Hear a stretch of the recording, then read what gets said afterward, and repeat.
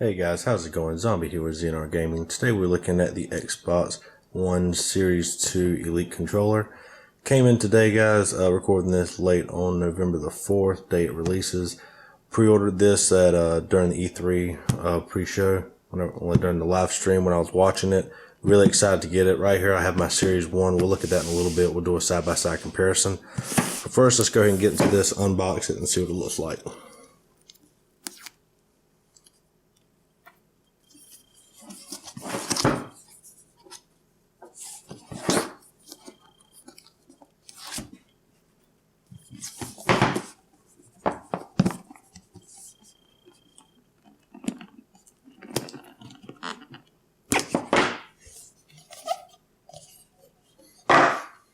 So here it is guys, just like our first one, make sure there's nothing underneath.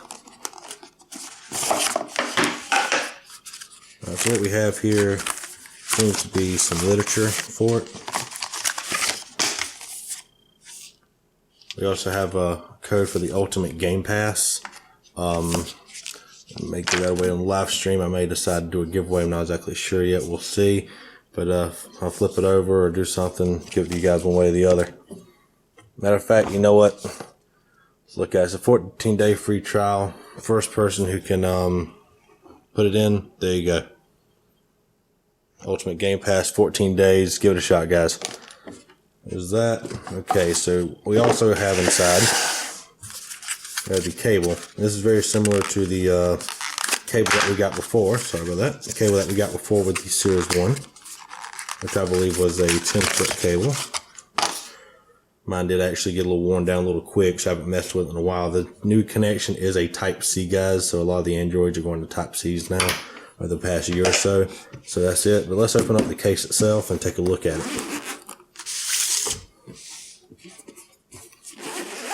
Just start the show front and center, and there it is, guys. This thing looks awesome. This seems to be more of is black now instead of the silver, kind of liking that. The controls themselves are also black, the joysticks. You got the buttons here. We have the same type of case as before. One thing I do want to mention, if you pull this off, well, actually I don't even think you have to pull it off. I'll give that a shot. But there is a charging station here. This now has a rechargeable battery internally, so you don't have to worry about swapping out batteries like you do with the Series 1. So it is a docking station now. At the same time, this is removable. But if you don't want to remove it, you actually have a hole here, which allows you to plug in your connection for the Type-C connector that they gave you. So you can close that, it's sealed, or you can open it up and just keep your control in your case. I'll probably end up doing that a lot with mine. That way I can keep it a little bit more protected. I was real careful with my Series 1 for a while, but then we did start to have some issues with it. But you don't pull that out. It's very heavy. It may actually be magnetized. I do believe it's magnetized.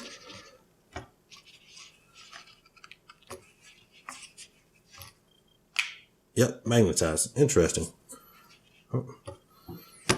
So we got that. Alright, so we also have the, as before, we have these shorter joysticks. And for you guys who have not gotten an Elite controller yet, these joysticks are actually just magnetized. Very easy to put on and off. That's it. We have the size that comes on it. We also have the size that comes with it inside the case. They're roughly about the same. This one's a little bit wider, but it's also a little bit thinner. And then we also have these other two that were in here. We have one that is very tall. This is normally for maybe sniping or something, small scope movements. And then we have this one that's actually got like a dome type on it. That's very interesting. Forgot that that was actually in there like that. Also, for the directional buttons, you do have this round piece. Very interesting. Honestly, in a lot of games, it seems these days, these honestly don't get used that much, maybe in fighting games. And there does seem to be a little bit of the paint or the finish not on there. No big deal. But a lot of these fighting games, maybe this gets used for those, but about anything else, these are becoming very lightly used. But you can replace it with the standard, or you can keep the other one on it. Normally, with mine, my other one, we'll get to that in a minute. Don't want to get off track. And last but not least, guys, we have this. What's very interesting about these, there's actually a new area, like a Phillips area right up underneath. I don't know if you guys can tell enough detail. The light may be shining too much on it. But you can actually use this tool now, which is basically just a flathead screwdriver. And you can actually adjust the torque. Now, there's 3 different torque settings. I need to see if there's an actual classification for the 3 of them. But there's not very much resistance here. So I'm barely turning it and it's shooting between all 3 positions. But you can go to what Xbox One controllers are now tension-wise. Or you can go to what the Xbox 360 is. So there's a lot more tension on the 360 controller than what the Xbox One has. But you can go to that, or you can go to the Xbox One, which is a lot lighter. So that's it looking at the case, guys. What we're going to do next, I'm going to pull out the Series 1, do a very small comparison.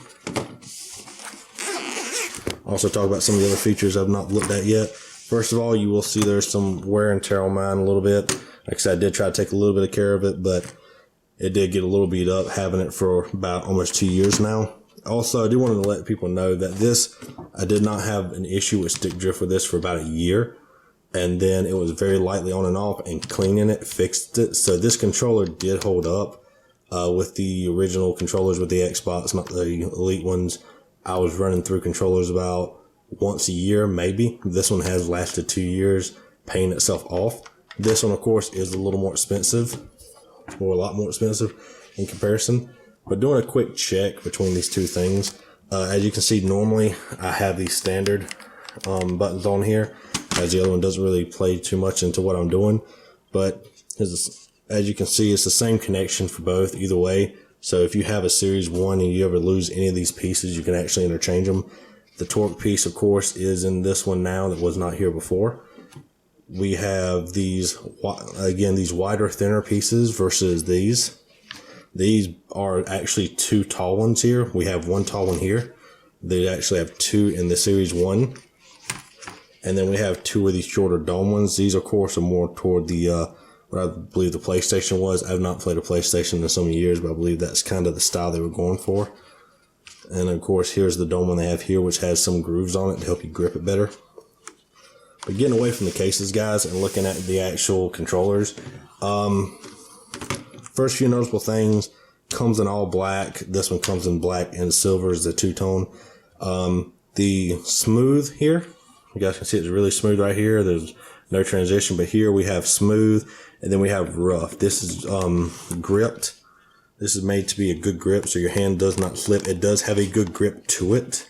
Another thing is this controller feels a lot lighter than this one to me in comparison.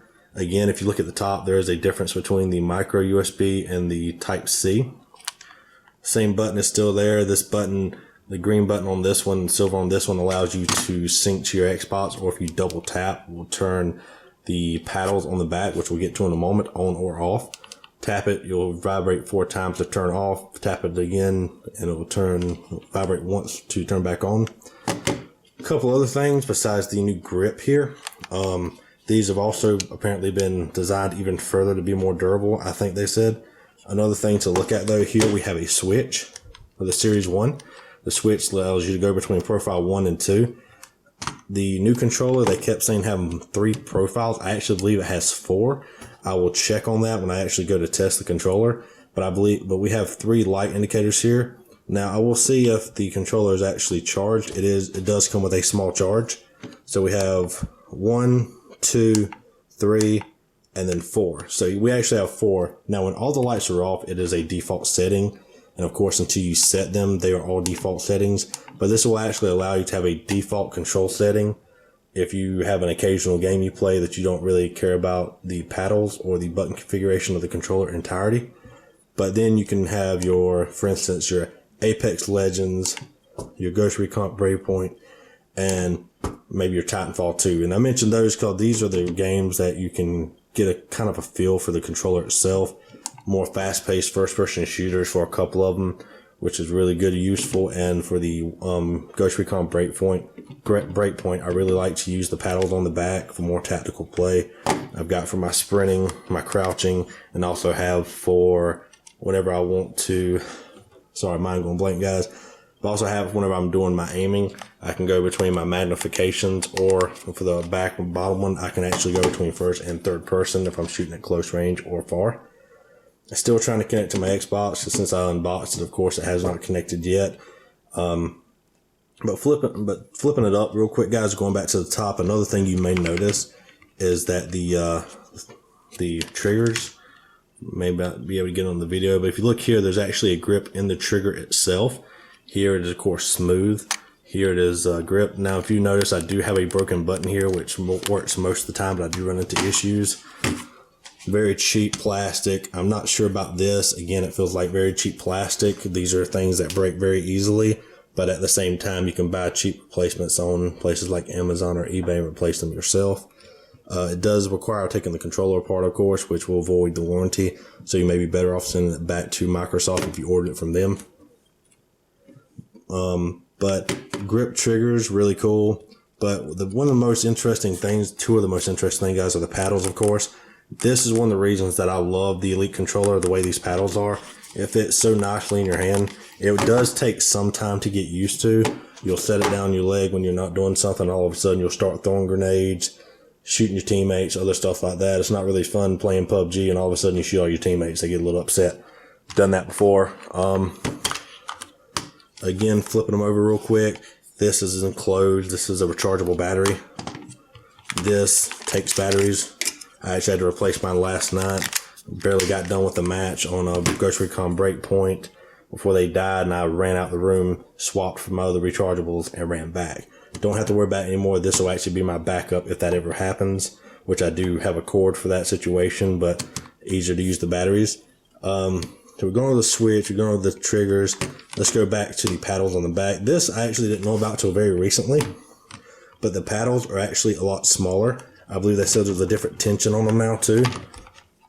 And I am having slight issues getting that disconnected, but if you actually look at the paddles, this is the same paddle between the two controllers.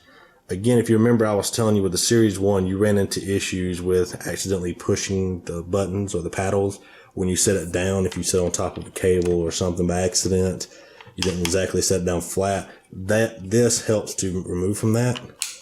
Same time though, these are the same connection pieces. So if you do like the longer paddles, I'll have to check and see which one I like more. It will fit. So there you go. It is interchangeable. It will fit, and you can actually find kits online to make these look different, the buttons and everything else. So you can actually buy bigger paddles as well if you don't have a Series 1. And one of the things I'm most proud about, which I'm interested in trying, are now the hair triggers. If you look at the difference between the two, we have two positions. 1, 2. You see the difference in the trigger pull. Side-by-side comparison is a lot lower on the right here. So that is really good for situations of semi-auto fire. Maybe in the fast-paced games, you also want to pull the trigger quicker than the other guy if you do have an automatic weapon or something, but I normally use it for single-fire weapons to shoot rapid. But here we have 1, 2 as before, and we have 3. This barely moves. I'm really looking forward to trying this on something like Apex with the G7 or Titanfall 2 with the G2. Again, these are two of the games that I saw the most benefit because they were fast-paced first-person shooters. Bottom connection you do have here, which will go with most of your connections. They do have some of the Turtle Beaches, what I used to have. I'm not sure what all of them do, which cover the bottom, which will allow you to control the game and the game audio and the chat audio on the Xbox. But that's it, guys. Really hope I covered everything. Did not script this or anything, so I do apologize if I jumped around a lot. But it looks really awesome. I really want to get my hands on it. Really want to see how it does. I am actually surprised that it seems lighter than this one. I really wish I had a scale. That I thought to bring a scale out to see what the difference was. As you can see, again, mine is getting a little bit worn out, but it is still working good. I've had this one for almost 2 years, so if this one is just as durable or better, preferably better. But one last thing I do want to mention, though, guys, if you're worried about buying one of these, $200 is a whole lot of money. If you're worried about buying one with the Scarlet coming out next year, don't worry about it. These controllers probably aren't going to come down on cost. These never did. And if you watch a video about these, an unboxing done by some of the developers and everything, they'll actually tell you that you've used this on the Xbox Scarlett with Halo Infinite. So, and we did hear earlier this year that all our accessories from the Xbox One will transfer to the Xbox Scarlett. So you don't have to worry about buying this and not being able to use it in less than a year. That was one of my biggest things. I was worried about having to cancel my pre-order for that reason.